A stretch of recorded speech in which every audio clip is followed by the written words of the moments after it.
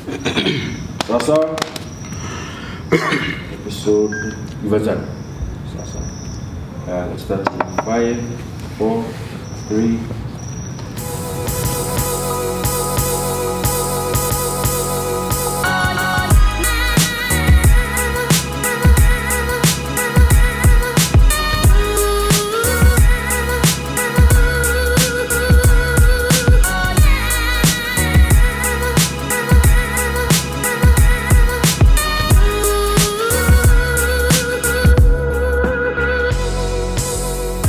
Episode 20, part 3 of Kenya's premier sports video podcast, the Three Quarters Podcast. Today being 17th April 2017, we are shooting from an undisclosed location on Raptor Road, and I might add, it's not a vineyard.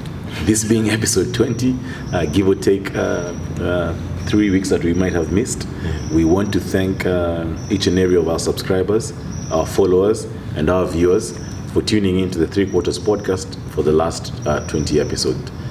We hope that you guys will continue sticking by us because content comes thick and fast on the Three Quarters Podcast.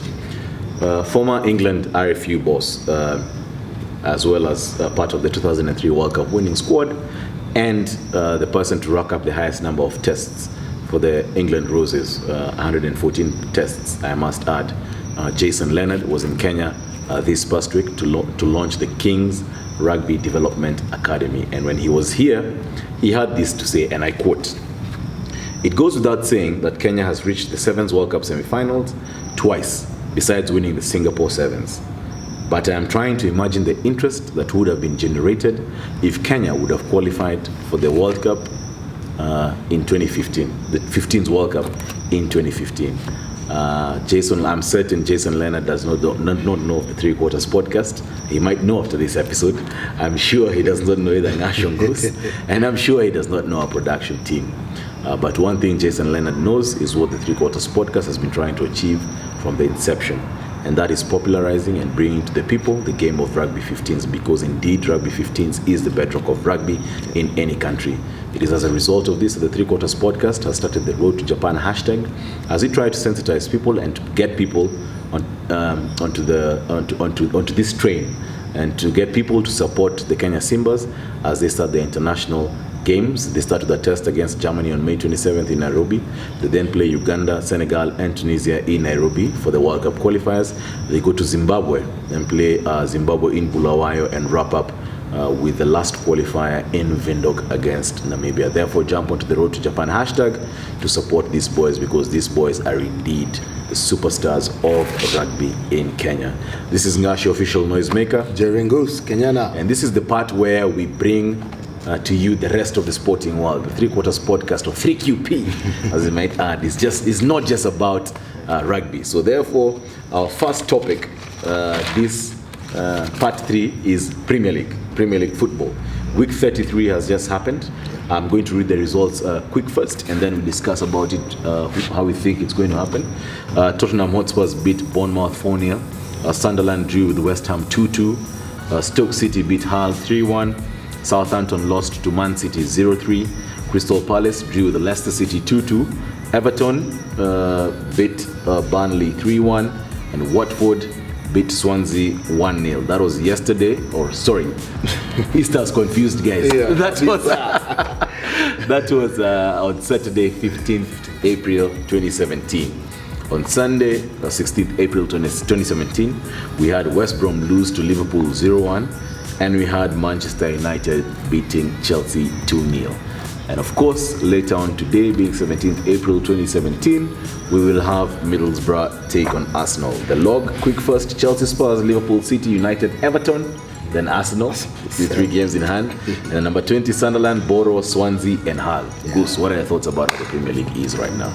I'm a bit shocked at how Tottenham has stepped out and closed the gap with Chelsea. Because Ryan sitting at the 4 points behind, at 71 points. Yeah. And Chelsea is on 75. Yes. I'd like to see how it pans out to the remaining 5 games, 5 or so games. Yeah. If Tottenham wins, yes, I'm a gunner, but if Tottenham wins, let me tell you, my guy, the games that Chelsea is playing in the last 4-5 weeks are pretty simple. Tottenham have to face Manchester United and have to face Arsenal.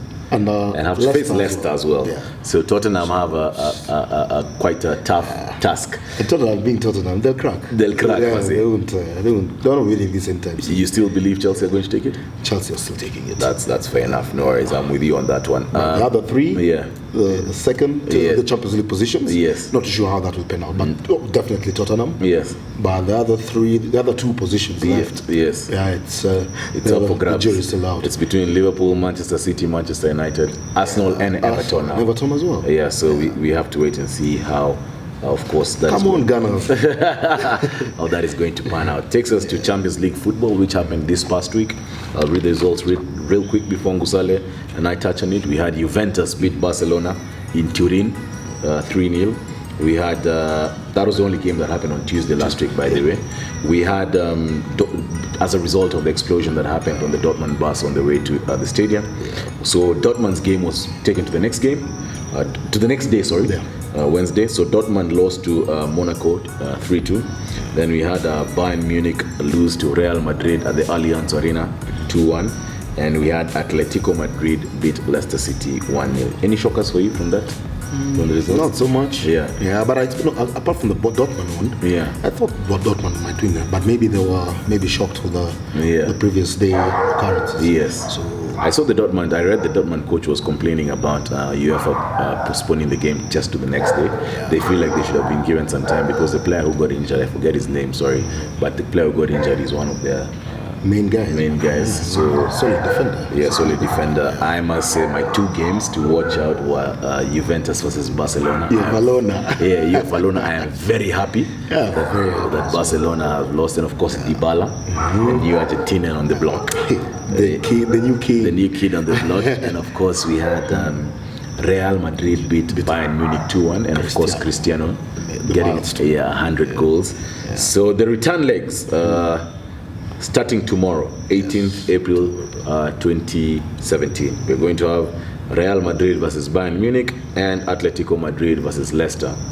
Then, of course, on Wednesday, 19th April 2017, we're going to have Juventus versus Barcelona and Borussia Dortmund versus Monaco in the Principality. So, Champions League football does not stop there just now. Bahrain Grand Prix that happened yesterday, 16th April 2017. Goose, give us the results real quick. Ferrari's Sebastian Vettel won the Bahrain Grand Prix. Lewis Hamilton, Mercedes coming in second, followed by Valtteri Bottas, his teammate Mercedes, coming in third. Kimi Raikkonen, the second Ferrari, came in fourth, and the first Red Bull was now Daniel Ricciardo, coming in fifth. And then we have the next Grand Prix in Russia, the 28th of April. So according to what you had predicted initially, it's going to be a Hamilton, Sebastian Vettel. Lewis Hamilton, Vettel. Maybe Bottas, because Bottas even was on pole with Bahrain, but slipped Kidogo. Or maybe it could have been team orders we had to do to let Hamilton chase Vettel. Okay. But it's going to be between Vettel and Hamilton. We have to wait and see. Of course, the next one happening 28th to 30th April in Sochi, Russia. From the east, we take it to the west. NBA has gone into the business end of things. It's playoff basketball starting this past Saturday, 15th of April 2017. I'll read the results real quick. Eastern and Western Conference. Eastern Conference, Indiana Pacers were the Cleveland Cavaliers, losing 108-109. The Milwaukee Bucks beat the Toronto Raptors in a shocker, 97-83. The Atlanta Hawks lost to the Washington Wizards on the road, of course, 114-107. And another shocker, Chicago Bulls beating the Boston Celtics at the TD Garden, 106-102. Western Conference, the Memphis Grizzlies losing heavily to the San Antonio Spurs. Bragging rights to one of the Gasol brothers, of course, 111-82. The Utah Jazz stunning the Los Angeles Clippers, 97-95.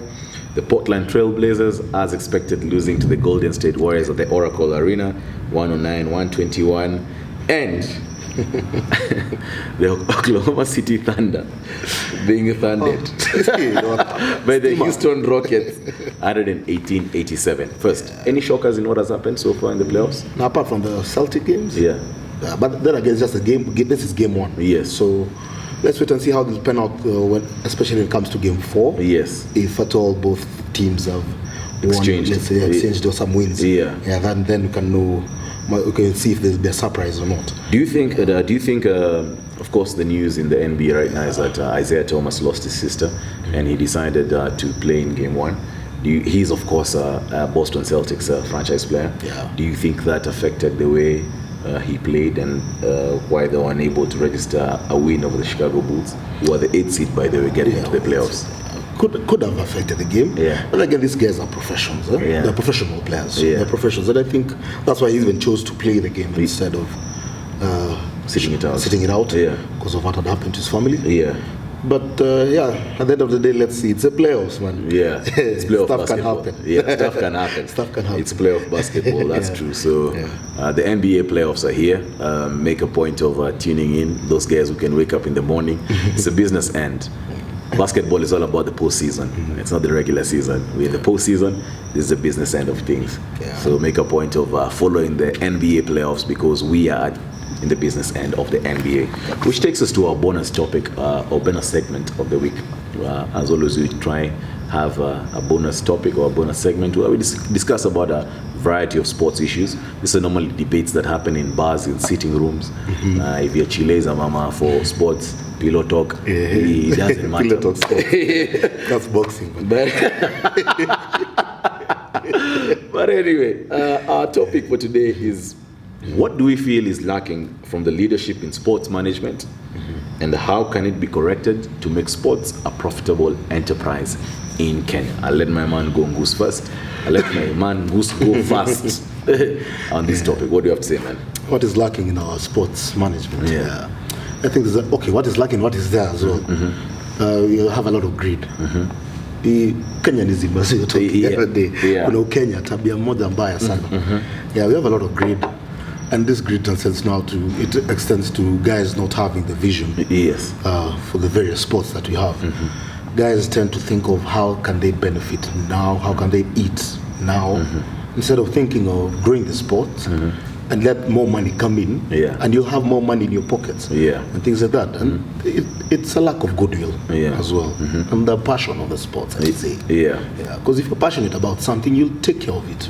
You'll be more on it. That's true. Mine is two things. Number one, I think the professionalism in the sport, in the management of sports in Kenya lacks. That's the first thing I'm going to say, and I'm going to get to that point. Number two, as you've aptly mentioned, is passion. Now, I don't believe in this thing people say that someone has to have played the game or somebody has to have been involved in the sport.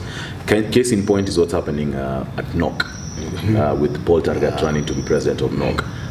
Paul Targat's claim cannot be that he was a good athlete for Kenya. It has to be from a management perspective. It's about managing an organization now. This is a business, or we want to make it a business. We want to make it profitable to benefit the current athletes. You might not have gone through it during your days because of, again, that poor leadership. Like Kipchoge Keino was there at that time.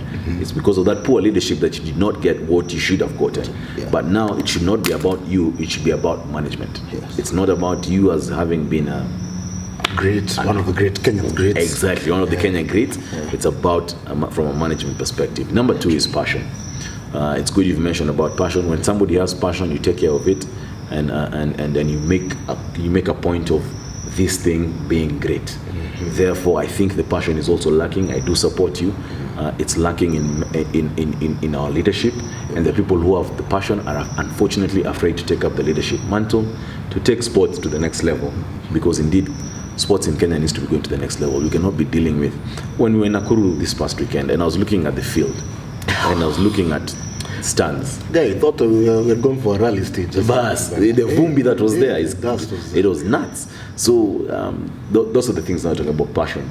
Like somebody who's passionate about the game, you keep the field in good condition, you'll have good stands. We can't be sitting, Chief, it's 2017, we can't be sitting in bow stands.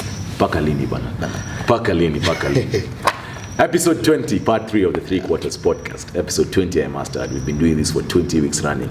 If you watch series by day, it's like 20 episodes. Yeah. So we've been Quando Sesmia season. Quando Sesmia, even more than a Quando Sesmia season. Right from episode 1 to episode 20, we want to thank our viewers, we want to thank our fans, we want to thank our followers for keeping it 3 Quarters podcast and always tuning in every week just to watch every episode of the podcast. As always, we ask you guys to like our Facebook channel, or rather Facebook page. We ask you guys to subscribe to our YouTube channel and follow us on Instagram. This has been Ngashi Official Noisemaker, Jerry Goose, Kenyana. and until next week, 16 plus 7, 23. Until 23rd April for episode 21 of the 3 Quarters podcast. Keep it live, keep it locked. Cheers, guys.